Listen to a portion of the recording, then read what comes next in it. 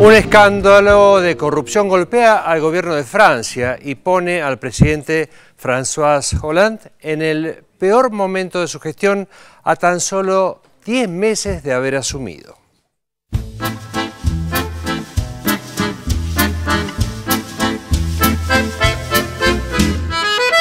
Ni el más acérrimo de sus detractores hubiera podido predecir el laberinto en el que se encuentra el presidente François Hollande a solo 10 meses de haber asumido.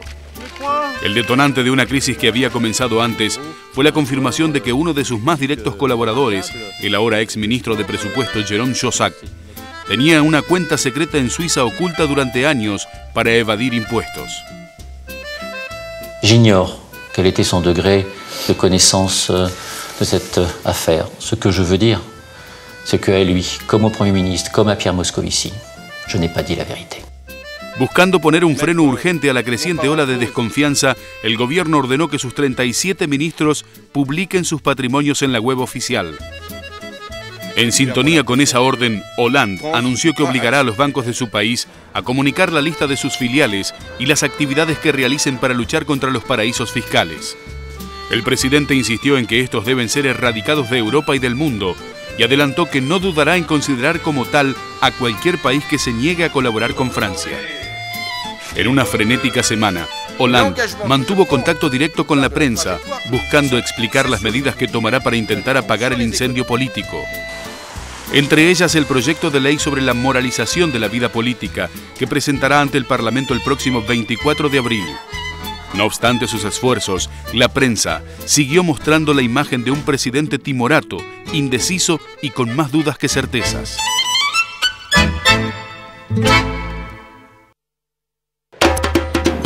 En los últimos días y en otro gesto que busca reafirmar su autoridad, el presidente cumplió su promesa de retirar parte de las tropas que había movilizado a Mali, donde realiza una intervención militar buscando expulsar a los islamistas que controlan el norte del país africano.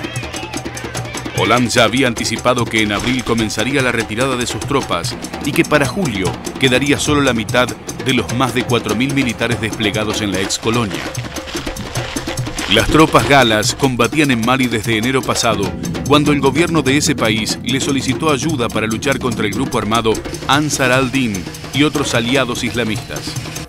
Francia accedió al pedido y envió aviones y soldados.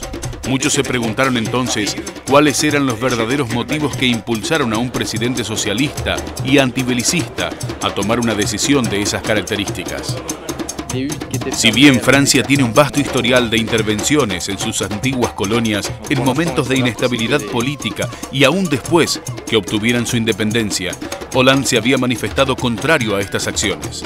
Por eso, su decisión de enviar tropas se atribuyó más a fortalecer una imagen de hombre fuerte que contribuir a las reales necesidades malíes. Paradójicamente, las mismas razones por las que ahora cumple su palabra y ordena el retiro parcial.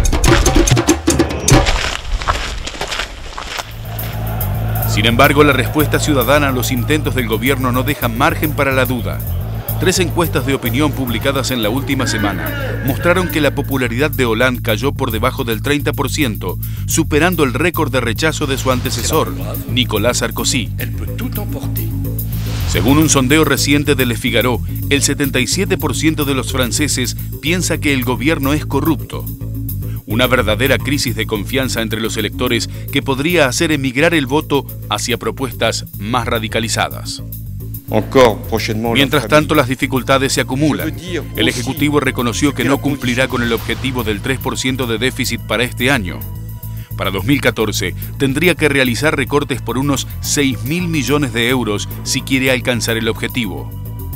Mais l'engagement que je prends, au-delà de la trajectoire que nous fixons, c'est sur le niveau de la dépense, sur les économies. L'amélioration des comptes publics, d'ailleurs, en 2014 en France, proviendra aux 2 tiers d'économies et pour le reste, de prélèvements. Además, todo apunta a que Hollande deberá renunciar a su principal promesa de campaña, el gravamen al 75% sobre las grandes fortunas, considerado inconstitucional. Lo cierto es que las expectativas de cambio que generó el socialista se han ido trastocando en sucesivas frustraciones.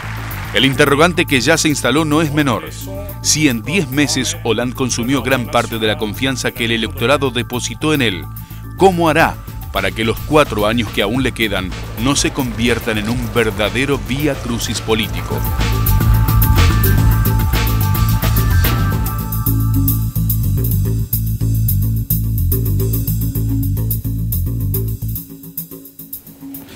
Qué tema el de Francia, ¿no? Porque este ministro mintió mucho tiempo y ahí aparece diciendo yo mentí, pero durante meses lo negó. Recordemos que esto salta por una investigación de un sitio que se hizo muy famoso, que se llama Mediapart, dirigido por un exdirector del diario Le Monde, Edwy Plenel, muy conocido él también, un sitio que se convirtió en un boom, aunque es pago. Hay que pagar para poder leer las notas principales, y que un periodista no tan conocido, ni muchos oropeles, lo denunció.